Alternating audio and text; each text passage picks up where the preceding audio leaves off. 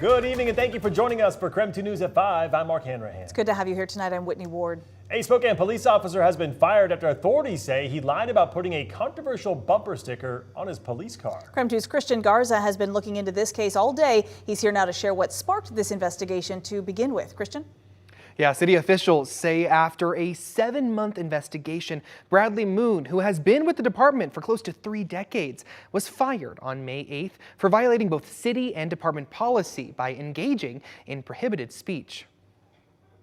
This all started back in October of 2023 after a city employee reported a Let's Go Brandon sticker on a police car to Internal Affairs. Let's Go Brandon has become a political statement against President Biden. When asked about the sticker, Moon said he put it on the car to support another officer's son. However, body camera footage contradicted his story. A report from the Spokane office of the police ombudsman says the sticker is believed to have been on the car for at least 56 days before being reported. The report says the investigation was handed over to the department's administrative review panel in January. The panel found the sticker was political and damaged the police department's reputation. The report says 4 supervisors were reprimanded as well in connection to the investigation for not addressing the sticker when they first saw it. In order to correct this, the city says that the 4 supervisors had to go through training on the policy manual. Professionalism, integrity, and compassion. This is the motto Spokane Police Department holds each and every one of their officers to. The city says situations like this are taken very seriously to make sure everyone feels safe in the community. Christian Garza, KREM 2 News. Christian, thank you very much. In other news, a Spokane man has now been arrested and charged with murder in connection to a 2019 missing person case. A Bonner County grand jury indicted 46-year-old Jordan Law earlier this week for the disappearance of Ray Burwanger. She was last seen by her brother 5 years ago at the suspect's home. At the time of her disappearance, Law was considered a person of interest. In 2019, he was charged with using her credit card without permission, but to this date, her body has never been found. It is not clear what prompted the new murder charges. This week, Law was indicted by the grand jury and arrested on Wednesday. He is charged with second-degree murder. A Spokane man convicted of murder 12 years ago is headed back to prison. 29-year-old Avondre Graham was convicted of second-degree murder back in 2012. Shortly after his release, he was arrested for what police say was an unprovoked assault in downtown Spokane. That was January of 2023. Graham reached a plea agreement with the court yesterday, pleading guilty to first and third-degree assault. He was sentenced to just over 15 years in prison. Patients of one former Deer Park dentist are now urged to get a blood test for possible exposure to hepatitis or HIV. KREM 2 Shannon Mowdy investigates. Latinos in Spokane is putting out a special alert. That if they did receive treatment from this doctor, to please go out and get tested. That doctor, dentist Sandy Fletcher Montano. The tests are for possible blood-borne illnesses like hepatitis and HIV, which Washington's Department of Health says former patients may have contracted because of a lack of infection control.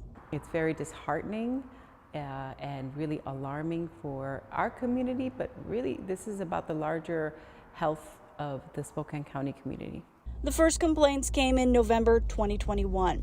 A June 2022 DOH report details improper sanitation and cleaning that may have exposed patients to these blood-borne pathogens. DOH accuses Montano of pulling used X-ray barriers, towels, and suctions from the trash and placing them with unused ones. The report also says he used dirty or damaged gloves, or sometimes didn't wear them at all. Deer Park Dental Clinic was here at 118 East Crawford. It closed in June 2022. DOH says there's another clinic here in Deer Park. It has a similar name, but is not affiliated. The Department of Health says the risk of infection is low. So far, there are no known cases out of the clinic. However, a DOH spokesperson told us once the investigation was complete, the risk was significant enough to recommend testing out of an abundance of caution. Latinos in Spokane says Dr. Montano was the only bilingual dentist in the area and actively advertised in the Hispanic community under the name Mi Dentista Spokane. Dr. Sandy had a kind of way of reaching people within our community because he spoke Spanish and because he offered a sliding scale fees and intentionally targeted targeted people who are uninsured and undocumented. Now, some of those former patients are reaching out not only about potential health impacts. Shannon Mowdy, KREM 2 News. All right, taking a break from the headlines to talk weather. Sunshine continues to dominate the day. However, the nights, they're definitely getting cold. It sounds like they're getting colder, so let's send it over to our chief meteorologist, Jeremy Legoo. Well, that's what happens when you get nice long nights, and as those days get shorter, it gets harder and harder for us to recover some of that heat. Today, 70 was about all we did, and that was after starting out at 48 degrees here in Spokane early in the morning, and that's all thanks to all the cold air funneling into much of the inland northwest. Cold and dry for that matter. A lot of what we're pulling in is coming in from Canada, and I don't know if you know this, but there's moisture over the ocean, but a lot less on land. That's a meteorology fun fact for your Friday. Overnight, we are going to get cold. Tomorrow morning, we likely wake up to temperatures down near or below freezing, depending on where you are. Saturday's the coldest of the next few, so let's just talk Saturday morning. Our low in Spokane is going to be about 10 degrees colder than this morning. Deer Park, Newport, Sandpoint, similar story. It is going to be very cold as you start the day tomorrow. And for some of you, I'd say that sheet over the tomato plant will make a big difference. Saturday, though, we get up to 72 in the afternoon, 73 Sunday, 75 by Monday, and that chance of 80 degrees is still in the forecast. All right, sounds good, Jeremy. Thank you very much.